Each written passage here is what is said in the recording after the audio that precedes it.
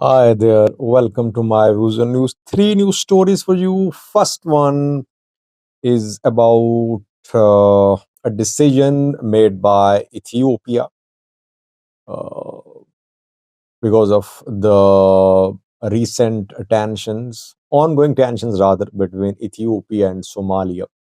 Ethiopian Airlines aircraft are facing aircrafts are facing disruptions, communication disruptions and problems in Somalia's airspace. Somalia denied entry to an Ethiopian flight a few weeks ago. Now, a big decision made by Ethiopian Airlines. Secondly, Somalia's former president is back home. Where was he, by the way? Abdullah Farmajo is back in Mogadishu after more than a year.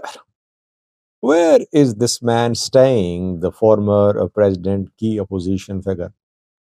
Thirdly, all day today I covered what happened in Bairdar. I told you about Fano's entry and then their uh, withdrawal from Bairdar. But now we have a new story for you from another part of the Amhara region where Fano fighters stormed a military camp. They stormed a security forces camp, and in this attack by Fano fighters, several security officials were killed, reported. Firstly, viewers, Ethiopia Somalia tensions are continuing unabated. Why? Because there is no dialogue so far, no negotiations, no de escalation. Somalia wants Ethiopia to withdraw from the MOU before start of talks. Ethiopia not withdrawing, at the same time not implementing the MOU with Somaliland. A few days ago, we saw that an Ethiopian airline plane and a Qatar Airways plane, were close to a collision when Qatari plane was given wrong instructions by an air traffic controller, reportedly based in Mogadishu. The Qatari flight was told to elevate to a height where Ethiopian airline plane was flying. But on Qatari plane, on board, a system was in place to protect against collision. That system protected the Qatar Airways flight and Ethiopian airline flight from a collision. Somalia's Civil Aviation Authority, Somalia's national media said that the two planes kept a safe distance. But Ethiopian Airlines, Qatar Airways, both maintain that they did receive, they did hear the wrong instructions passed by an air traffic controller from Mogadishu. Had they acted upon the instructions, obviously, collision was inevitable.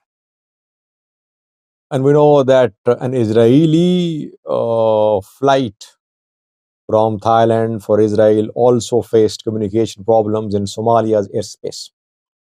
Somalia accusing Somaliland authorities that they are hacking, they are trying to disrupt communications, air traffic. They're causing air traffic disruption in Somalia's airspace. Somaliland not happy with Somalia because Somalia tried to block entry of two flights into Fargasha in the last 1 month. One flight from Addis Ababa, another from the UAE. That is why maybe Somalian authorities are sending a message to Somalia that if Somalia tries to stop flights entry into Somaliland, Somaliland won't sit idle. It will cause disruptions in Somalia's airspace. Ethiopian Airlines has made a decision today it has decided to avoid Somalia's airspace. Ethiopian Airlines has confirmed that officially that it has changed the flight routes of several flights. The flights of Ethiopian Airlines. These flights will avoid Somaliland, Somalia airspace. They will fly through Yemen, through Saudi Arabia. They won't be flying over Somalia or Somaliland. It has been confirmed now. But flights to and from Somalia will continue, obviously. Flights to and from Somaliland will continue as well. No change in that. Ethiopian Airlines will have to continue using Somalia's airspace because Ethiopian Airlines operates in Somalia. But flights bound for other countries, for example, if a flight is bound for Middle Eastern country, it will try to avoid Somalia's airspace and Somaliland's airspace. That is what has been announced by Ethiopian Airlines. Ethiopian Airlines is one of the largest carriers in Africa, and it is one of the most profitable entities for the government. And Ethiopia offered shares to Somaliland in Ethiopian Airlines. Obviously, this the move by Ethiopian Airlines to avoid Somalia's airspace and Somaliland airspace will cause problems for passengers, for Ethiopian Airlines authorities. But the airline is seeing risks. Flying over Somalia could be dangerous. That is why the airline has made this decision, reported. Secondly, viewers, Somalia's president is back home. Abdullah Farmajo is former president of Somalia. I think it was in 2022 when he lost election and Hassan Sheikh was elected as the president. And since then, he has been out of Somalia. Since 2022, the man is back in Mogadishu. Today, he arrived in Mogadishu. Where is he staying? He is based in the Middle East. Mostly he's in Turkey or in Qatar, reportedly. And he's going to negotiate, he's going to mediate between Portland and the federal government. There are some issues between the two sides. Constitutional reforms are under consideration as well, being opposed by some opposition figures. Then a lot is happening in the region too. Turkey, Somalia, defense treaty, Ethiopia, Somaliland, MOU. So Farmajo is back in Somalia at a very crucial time. What will he do? Will he try to form a joint opposition and challenge Hassan Sheikh, or will he help Hassan Sheikh? That we'll see in coming days. Let's see what role Farmajo wants to play. If he's back in Mogadishu, obviously he's coming with a plan, with an agenda. And it's interesting, by the way, that when these politicians are in power, they're in Somalia. When they're in opposition, they leave the country. And most of them are based in Kenya, by the way. Most of Somali political elite is based in Kenya or in the Middle East. But when they're in power, they are here in the country. Lastly, viewers, the Fano's attacks on military security forces, militias continuing. I did several videos today, 2 videos.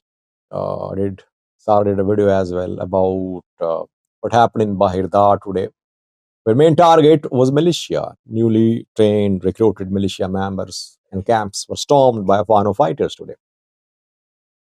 Apart from Bahir Gujam, in other parts of the Amhara region as well, Fano groups are continuing their attacks on military camps, on police stations, on militia camps too.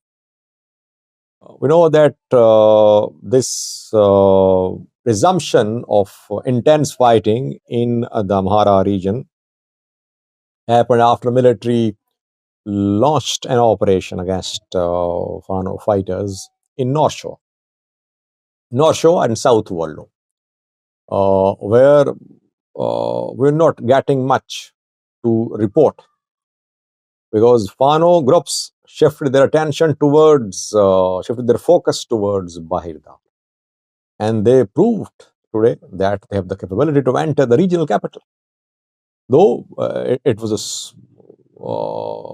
short operation, I think around 2 hours long, but they were there in Bahirda for 2 hours. At the same time, they're carrying out attacks in other parts of the Amhara region too, on military camps, security forces, installations.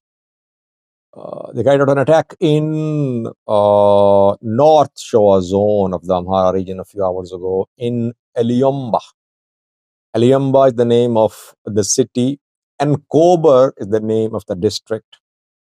North Shoa is the name of the Avoreda zone. Sorry.